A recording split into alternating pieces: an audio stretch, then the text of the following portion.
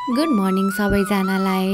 बिहान बिहान नक्कल पार्दैछु कहाँ जान होला भन्दाखेरि आज चाहिँ हामी सुपा देउराली जान लागेको।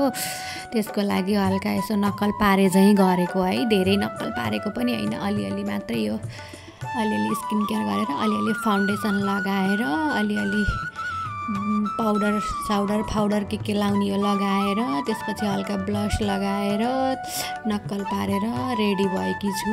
रेडी भइसकेँ। मेरो परमेश्वर पनि रेडी भइसक्नुभयो। अब हामी चाहिँ लाग्यौँ सुपा देउराली जानको लागि। 4 नम्बर पुगियो। हुतुतुतुतुतुतु गर्दै गोरुसिङे पुगियो। अब गोरुसिङेबाट अगाडि लाग्दैछौँ। कति चिसो हो कि मौसम, लास्टै चिसो भए। बिहान बिहान नुहाएर गएको त कस्तो चिसो छ। नानीलाई कता बिरामी हुने हो भन्ने टेन्सन लिँदै सरर बाइकमा हावा खाँदै जाँदैछौँ सुपा देउरालीतिर। कहाँ पुग्यो? अमराई पुग्यो। अमराई भन्ने ठाउँमा पुग्यो। यो चाहिँ नेपालको नैनीताल अरे के, नैनीताल भन्छन् अरे यसलाई, नेपालको नैनीताल। राम्रोसँग हेर्नु है साथीहरू। अब चाहिँ जाँदै गर्दा सुपा देउराली पुग्यो।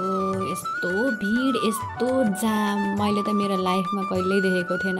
लाउरे टाँसेको देखाइदिएकी छु, हेर्नु है राम्रोसँग। लाउरे टाँसिनु भएको छ मजाले। भाकल पुरा नगर्ने भने सुपा देउराली माताले त्यही गरेर चप्काइदिनुहुन्छ है। तपाईँहरूलाई पनि यहाँ सम्झी भाकल छ भने पुरा गर्न जानु होला। यस्तै भन्दै लाउरे टाँसिएको ठाउँदेखिबाट गुटुङटुङ गर्दै हिँड्दै मन्दिर पुग्यो। आज त यति भिड मन्दिरमा, पुरा बलि दिनको लागि आएका थिए। यति भिड थियो। कसैले पञ्चबली, कसैले के बलि गर्दै भाकल पुरा गर्न आएका थिए। यस्तो भिड, यस्तो कोचाकोच, यति धेरै लाइन। पूजा पनि राम्रोसँग गर्न पाइएन के, यस्तो लाइन छ त्यहाँ। हेर्नु त कति बेला पालो आउँछ भन्दै हेर्दै बसेको। लास्टै भिड। फर द फर्स्ट टाइम मैले देखेको यस्तो भिड चाहिँ कहिले देखेको थिएन। उताबाट नपाएर, गेटबाट नपाएर यता बारबाट छिर्दैछन्। हे भगवान्, यहीँ च्यापियो, यहीँ बच्चा पनि च्यापियो, सबै च्यापेर यहीँ पचात्तै चट्नी नै हुने हो कि भन्न पर्ने गाँठे। कुर्दा बल्ल पालो आएर पूजासुजा गरेर भ्याइयो। न फोटो खिच्न पाइयो, न के गर्न पाइयो। यसपालि सुपा देउरालीमा पूजा गरेर सबै चढाएर नरिवल फुटाल्नु भयो। मेरो श्रीमानज्यूले नरिवल फुटालेर चढाउनु भयो।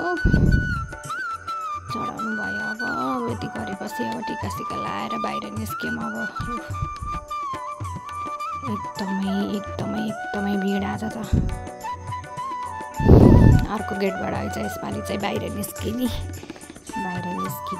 यहाँ मसँग के भन्दैछन् आइमाईहरूले, मैले पनि एन्सर दिएँ, रिस उठ्ने के। हामीलाई के रहर लगाएर त्यहाँ बस्न, छिटो जान पर्यो अरे। यस्तो चाहिँ आज त भोक लाएर हलितट्टु भयो। होटेल पनि भेटिएनन् खानालाई आज त सुपा देउरालीमा। हे भगवान्, यता जिस्काएको मलाई। नाटक नगर धेरै अरे, रिसाएर खुम्चाल छ। छोरीले पानी पिउँदै भोक मेटाउँदै गरिन्। अब यता सुपा देउराली पाइएन के अरे। अब तलतिर चढ्दैछौँ। जताबाट आएको त्यतैतिर चढ्दैछौँ। अब खाना खान पाइन्छ कि भनेर जाँदा एउटा होटेल पाइयो। लाउरे होटेल हो कि के होटेल भन्ने, त्यहीँ बसेर खानासाना खायौँ। बिना स्वादैको, न नुन छ न पिरो छ, के न के। बल्ल पानीसँग निलियो। अनि खानासाना खाएर पैसा तिरेर घरतिर आइयो। अब 5 बजेतिर घर पुग्यो। थाकियो, हलितट्टु भयो। अब हलेदो चाउलो पकाएर खान पर्ला। ल साथीहरू, यति नै हो मेरो आजको सुपा देउरालीको यात्रा भिडियो। बाई। भिडियो हेर्दै गर्नु होला। Thank you.